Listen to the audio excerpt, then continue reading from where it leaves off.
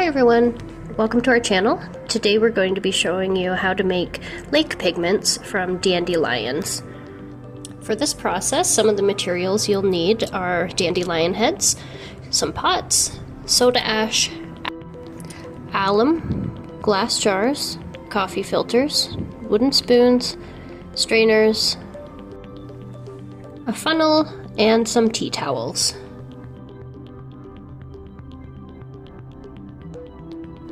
First, we're going to start out by putting our dandelions into pre-boiled water. I just boiled the kettle and poured it into my pot here, and we're going to let that sit for about 10 minutes.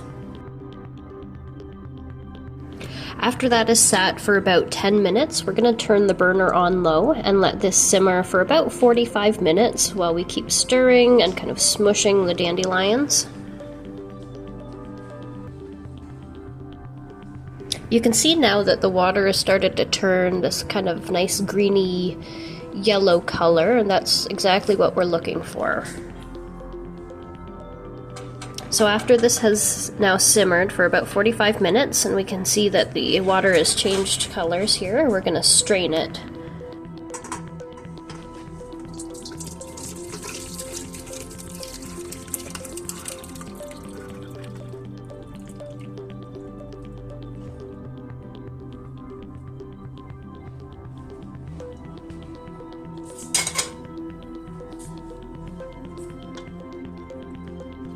Now we're just going to try and smush out some of these juices that are left in here.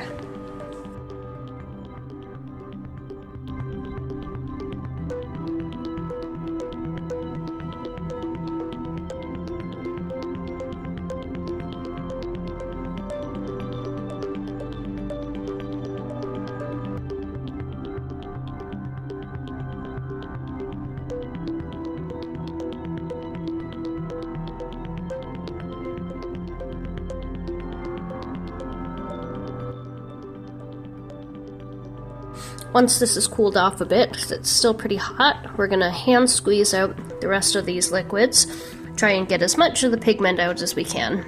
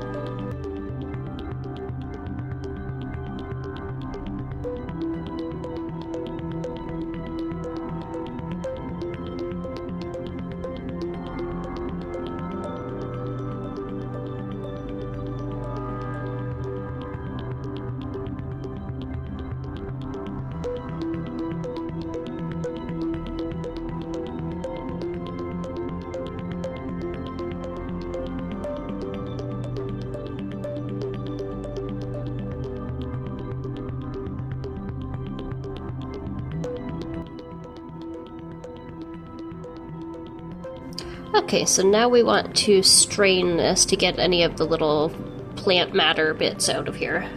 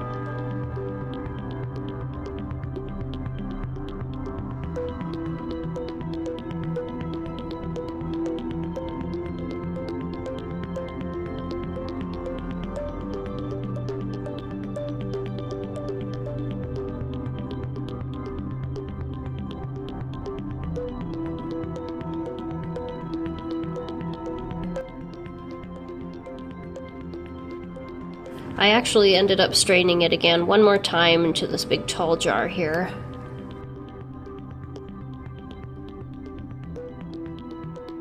So now we're going to get into adding our alum and soda ash. I just looked up a random recipe online for quantities and just kind of experimenting right now, so we'll see how it goes. So I've estimated that I have about 800 milliliters of dye, just basing off of one of the mason jars that I have is about 750 milliliters. So the recipe I found needs 100 milliliters of dye to 5 teaspoons of alum, so I will need about 8 teaspoons of alum for this.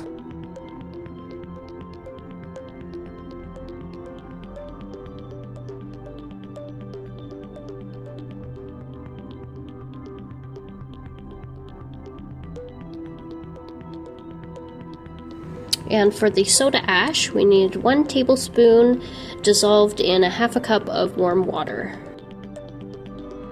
It is important to note that everything I'm working with right now liquid-wise is warm. It's not cool, because that can affect the colors.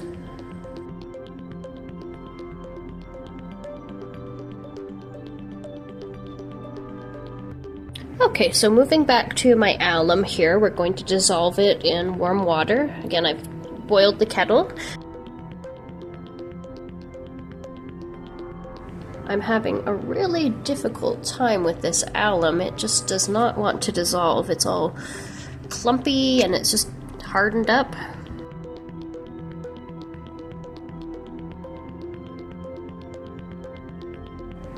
Okay, let's try a fork maybe, try to mash it up finer here.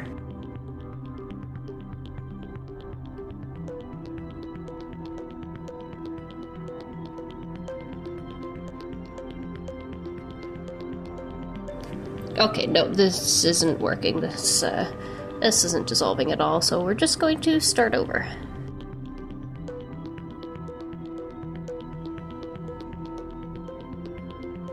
Okay, we're just gonna try it the opposite way now and add the powder into the hot water and see if that works better.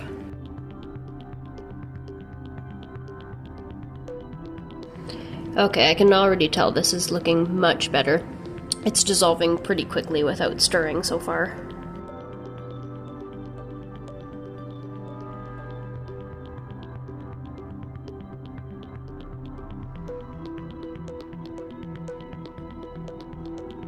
Oh yes, this is much, much better. Much better.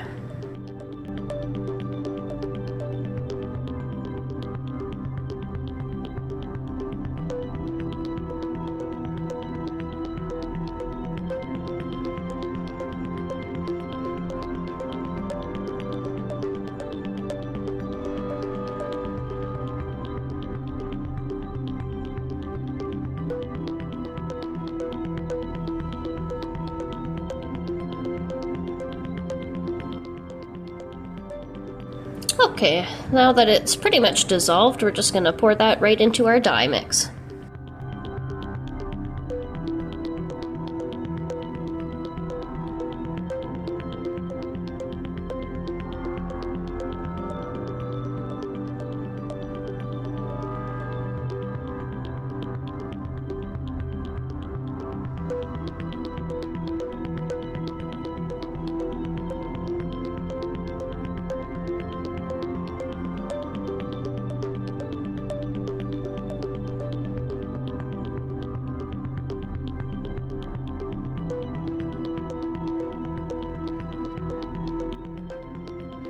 Okay, so next we are going to add the soda ash.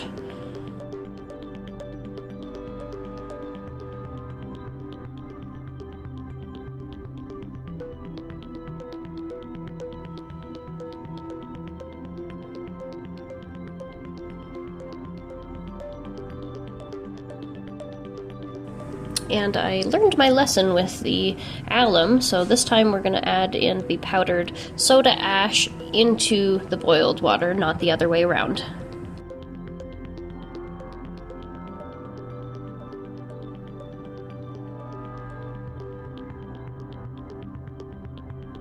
These dandelions have made my kitchen smell kind of earthy. It's kind of nice.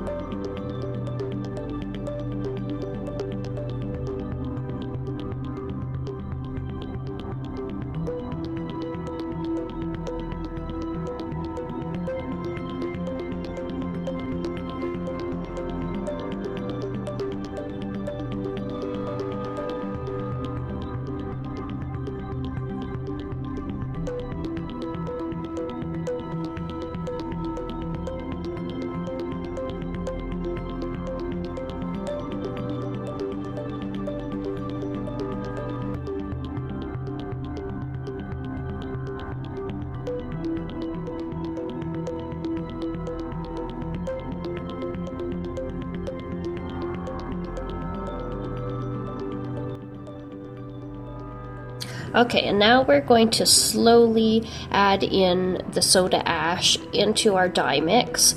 Just spoon it in and stir. You can see here the color is starting to change a little bit and it's getting frothy and foamy at the top. That's normal, it's supposed to do that.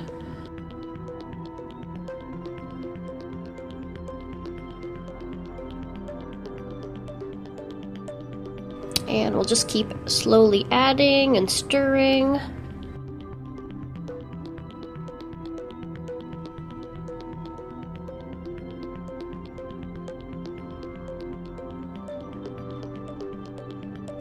So it's supposed to get quite frothy, but I'm not seeing too much froth on here yet.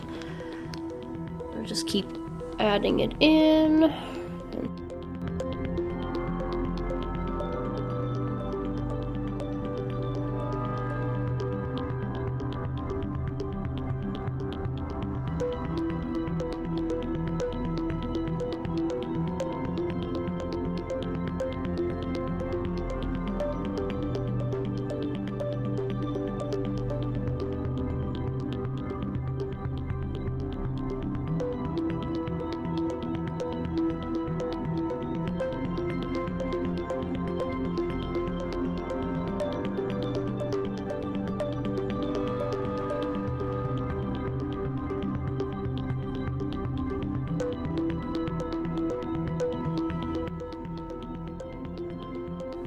So I'm not seeing too much changes here, and I don't have too much liquid left. I'm wondering if I should just pour the rest of it in and see what happens.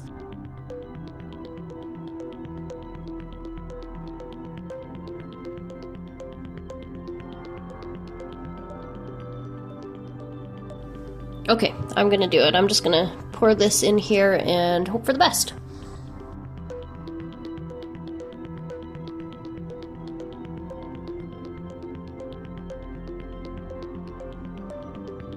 Oh poop, that was a bad idea. Okay, here we go. Well, now we know why they say add slowly. You add it too fast and it will explode.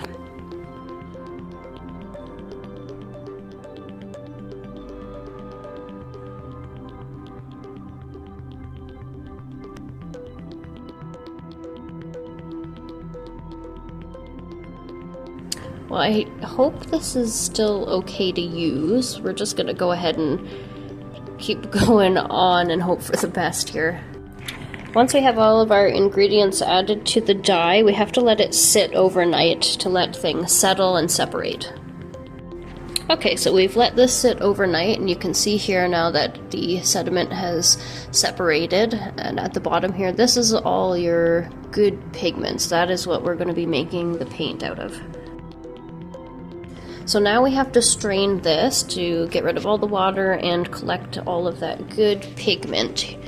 So we're going to use some coffee filters and pin them on the tops of my mason jars, and we'll strain it through the coffee filters.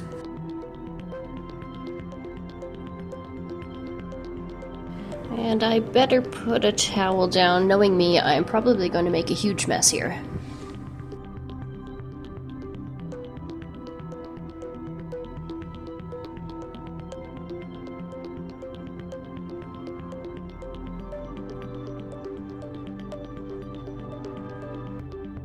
Okay, so I can't see this yet, but right here there is a big hole in my coffee filter and it's just pouring out. We don't want that. We want it to drain slowly so it's collecting the sediment.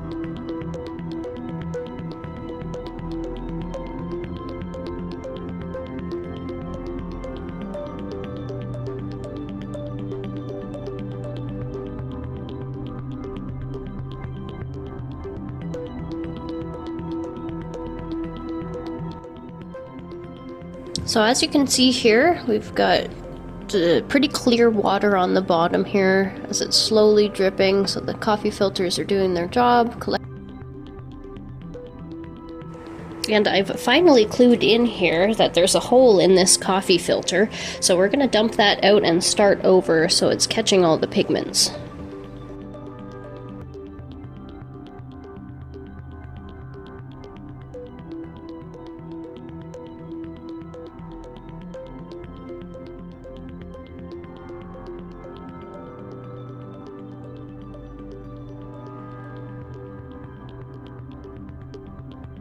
This can be a pretty long process, so you want to make sure that you give yourself enough time and patience to do this. You'll probably need a few days.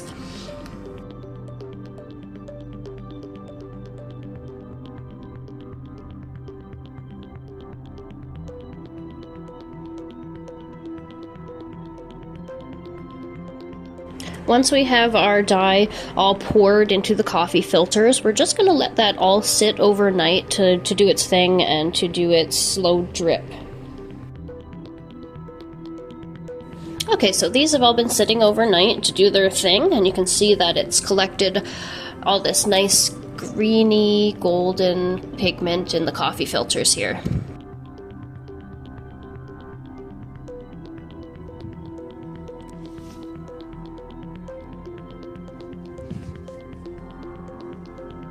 So now we have to open up the coffee filters, lay them flat, and we're going to spread out the pigment into a thin layer so all of the moisture can evaporate and we're left with just the pigment.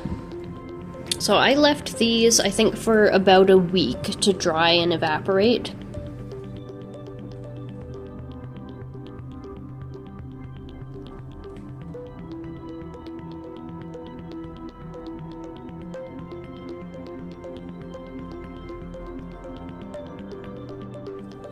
Now we can begin scraping them off the filters and just putting them in my tiny little jar here for storage.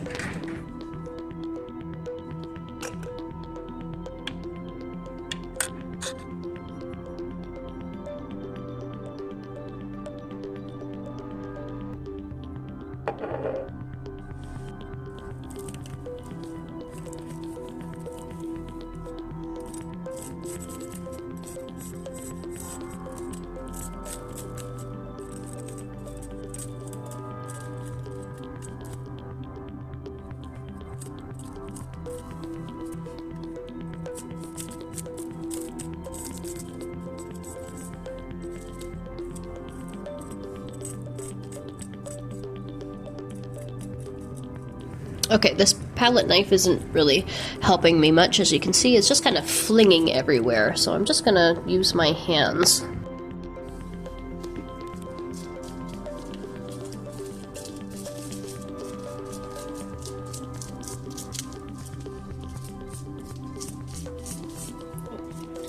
It's going everywhere.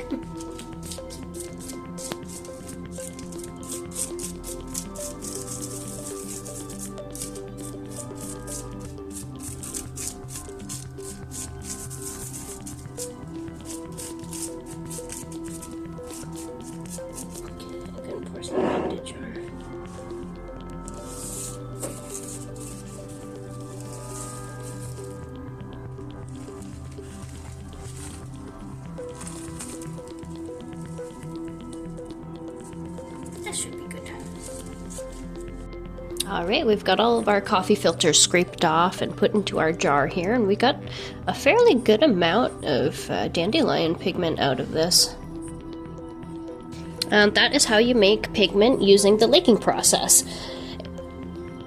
We hope you enjoyed the video, and if you'd like to learn how to use this pigment to make watercolor paint, you can check out our other video where we use dried rose petals, and we do a full run through, start to finish, on how to use the pigment to make the paint. We'll have the link in the description for the other video. Thank you so much for watching. We hope you enjoyed. Remember, keep creating through the chaos.